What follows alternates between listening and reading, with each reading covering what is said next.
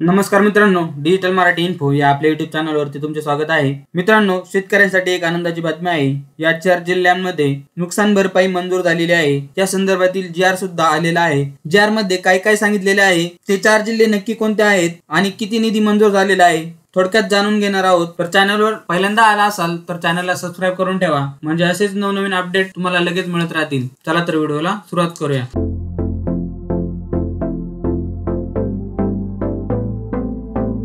मित्रांनो, तुम्ही इथे पाहू शकता, महसूल व वन विभाग यांच्यातर्फे डिसेंबर 2023 व जानेवारी 2024 या कालावधीतील अवेळी पावसामुळे झालेल्या शेती पिकांच्या नुकसानीकरता मदत देण्यासाठी निधी वितरित करण्यास मान्यता देण्याबाबतचा हा 4 मार्च 2024 चा शासन निर्णय आहे। तर यामध्ये काय काय दिलेले आहे ते आपण पाहूया। अतिवृष्टी, पूर व चक्रीवादळ यासारख्या नैसर्गिक आपत्तीमुळे शेती पिकांचे नुकसान झाल्यास पुढील हंगामामध्ये उपयोगी पडावे याकरता शेतकऱ्यांना निविष्ठा अनुदान स्वरूपात एक हंगामात एका वेळेस याप्रमाणे राज्य आपत्ती प्रतिसाद निधीमधून विविध दराने मदत देण्यात येते। तसेच राज्य आपत्ती प्रतिसाद निधीच्या इतर मान्य बाबींकरता देखील विविध दराने मदत देण्यात येते। दिनांक 1 जानेवारी 2024 च्या शासन निर्णयानुसार नोव्हेंबर 2023 मधील अवेळी पाऊस व गारपीट यामुळे झालेल्या व त्या पुढील कालावधीसाठी अवेळी पाऊस व गारपीट व इतर नैसर्गिक आपत्तीमुळे होणाऱ्या शेती पिकांच्या नुकसानीकरता सुधारित दराने 2 ऐवजी 3 हेक्टर पर्यंत मदत अनुज्ञेय करण्यात आलेली आहे।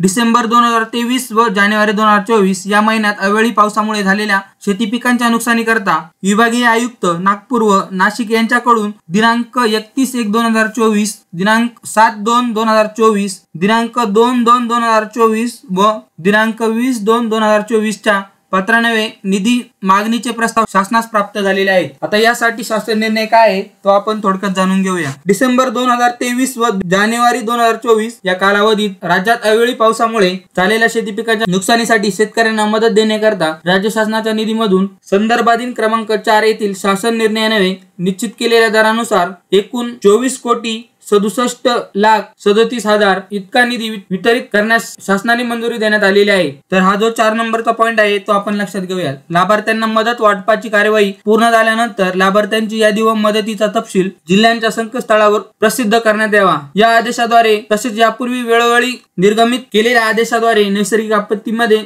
शेतकऱ्यांना दिलेल्या मदतीचा निधी बँकांना कर्ज खात्यात अथवा वसुलीसाठी वळती करू नये याकरता जिल्हाधिकारी यांनी सर्व बँकांना अवश्य त्या सूचना निर्गमित कराव्यात। या सर्व सूचनांची अंमलबजावणी करण्याची जबाबदारी संबंधित जिल्हाधिकारी यांची राहील। तर आता यामध्ये जे 4 जिल्हे आहेत ते आपण पाहूया।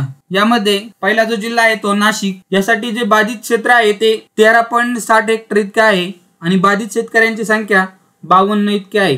यासाठी जो निधी आहे तो 4.70 लक्ष आहे। 2 नंबरचा जो जिल्हा आहे तो भंडारा। यासाठी बाधित क्षेत्र 2183.89 हेक्टर इतके आहे आणि बाधित शेतकऱ्यांची संख्या 5388 इतकी आहे। यासाठी जो निधी मंजूर झालेला आहे तो 589.65 लक्ष इतका आहे। 3 नंबरचा जो जिल्हा आहे तो नागपूर।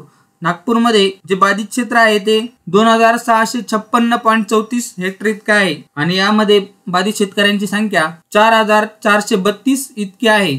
यासाठी जो निधी आहे तो 664.18 लाख इतका आहे आणि शेवटचा जो जिल्हा आहे तो गोंदिया। तर अशा प्रकारे एक महत्त्वाची अशी अपडेट होती, ती आपल्या मित्रांपर्यंत नक्की शेअर करा। धन्यवाद।